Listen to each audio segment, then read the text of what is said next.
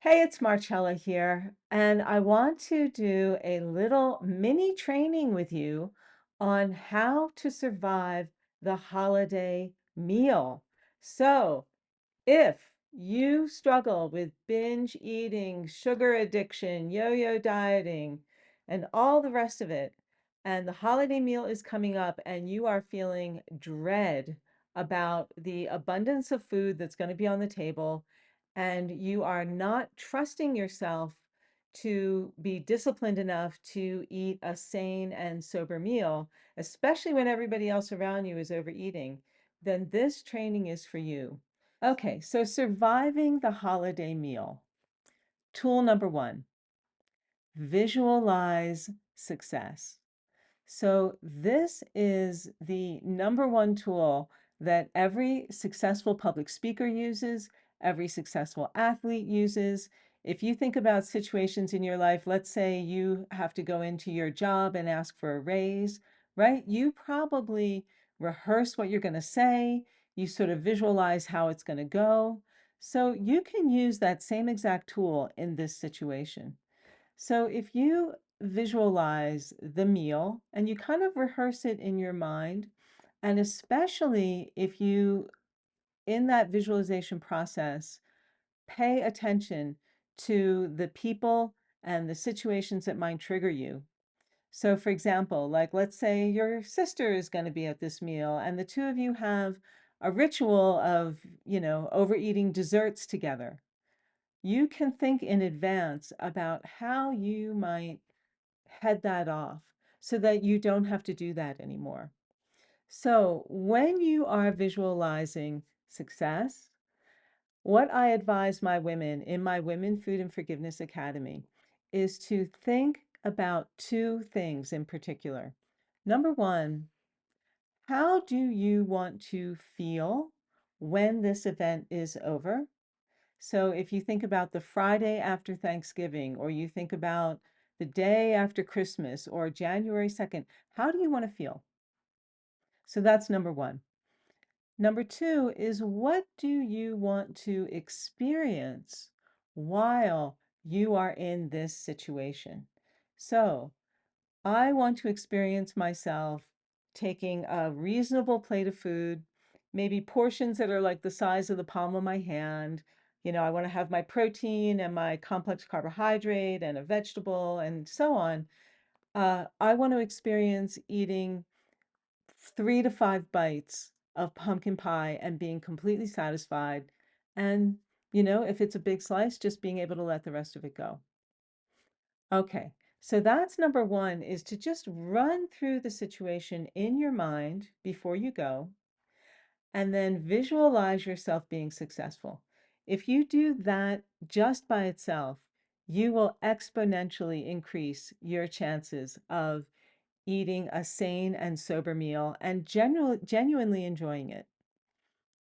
Number two, eat a good meal about 3 hours before you get to the main meal. So, in other words, do not rely on the holiday meal to be your food for the day.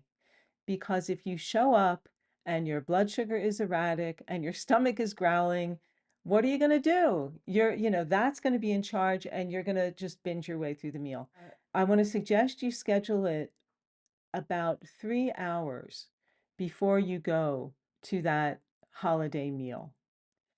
And the reason why I say 3 hours is because in that 3 hour window, if you eat a good solid meal, and I'll talk about what that is in a second, your blood sugar is going to hold steady for those 3 hours, and you will arrive at that meal just hungry enough. You'll be ready to eat, but you won't be famished or starving. Okay, so when we talk about a good meal, what are we talking about? There are three main nutrients that help to keep blood sugar stable. And this is what you want. The key altogether, the universal key to avoiding binge eating and sugar addiction is stable blood sugar. And in my Women Food and Forgiveness Academy, we have a whole tons of information about how to keep your blood sugar stable. Okay, so the three main nutrients. Number one is healthy fats. Number two is good solid protein. And number three is fiber. So fats, protein, and fiber all help to slow down the glycemic impact of foods. Okay, so let's say you arrive at the holiday meal at 3 and the meal starts at 4, right? Okay, so that means if you give it a 3-hour window, that means you want to finish eating between 12 noon and 1 p.m. And what do you want to eat? So if you consider fats, protein, and fiber, this could be a late breakfast with a good 2-egg omelet with avocado and some really high quality whole grain sourdough bread, something like that. It could be something like a whole grain cereal with a lot of nuts and maybe some kind of breakfast meat to go with it. A really great foolproof breakfast can also be just simply leftovers from the previous evening's supper. So let's say you had soup for supper or, chicken and vegetables and rice or whatever. But the idea here is that you are eating a meal, a substantial meal, before you go to that event so that you are not depending on that food to fill you up. Okay, so far so good? All right. Now, here comes the secret weapon, because probably all of that you already know, perhaps. But the secret weapon here is tapping. So here's what I want to suggest to you. When you go to the meal, so you walk in, let's say you're going to Aunt Mimi's house for Thanksgiving. Okay, so you go in, you say hello to Aunt Mimi, give her a little kiss. Hi, how you doing? Put your coat on the bed or hang it up in the closet, wherever it goes. And then excuse yourself and go straight into the bathroom. Turn on the fan if there is one so that nobody hears you. And then do about 5 minutes of tapping. It doesn't have to be a whole lot, but it can go something like this. So you can tap along with me. Gather your energy into yourself. Reaffirm your commitment to yourself. I want to eat well during this meal. And again, be clear here on what eating well means to you. And then think about, okay, how tempted do you anticipate you are going to be by the people there, the food that's on the table, and so on? Okay, just take note of that. And maybe on a scale of 1 to 10, just gauge how strong that temptation is going to be. So if you're doing tapping for it, chances are it's going to be over a 5. Great. Okay, so once you've got all that dialed in, here we go. Your tapping could look something like this. Even though I'm here at the holiday meal and I am feeling tempted to overeat, and I'm feeling especially tempted to eat, and then just identify, it could be the dessert, it could be the mashed potatoes. I'm feeling especially tempted by the, grandma's pecan pie recipe. Okay. I really want to commit to myself that I am going to eat with sanity and sobriety because I want to feel good after this meal is over. Great. And whether I can do that or not, I choose to love and accept myself either way. Excellent. Okay, good. All right, here we go. So, oh yeah, all that food is coming out on the table. And in the past, that has been my cue to overeat. And maybe everybody else around me is going to be gobbling that food down. And again, that's been my cue that it's okay for me to overeat as well.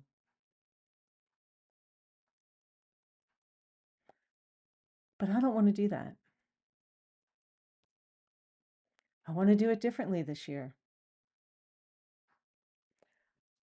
I would love to eat sanely and soberly. Okay. Enjoy every single bite that I take. Be consciously present to every single bite that I take. And feeling perfectly fine with letting go of anything I don't want to eat. I would love to come away from this meal with my heart full of love and my belly feeling light. Okay, good. All right. So just do a little tapping. You can use exactly that script. You could take this video in the bathroom with you. Alternately, you could sit in the car before you walk into the house to begin with and just do this tapping. Okay, so the tapping is going to be really important specifically because it will help you not have to rely so much on willpower alone. Okay.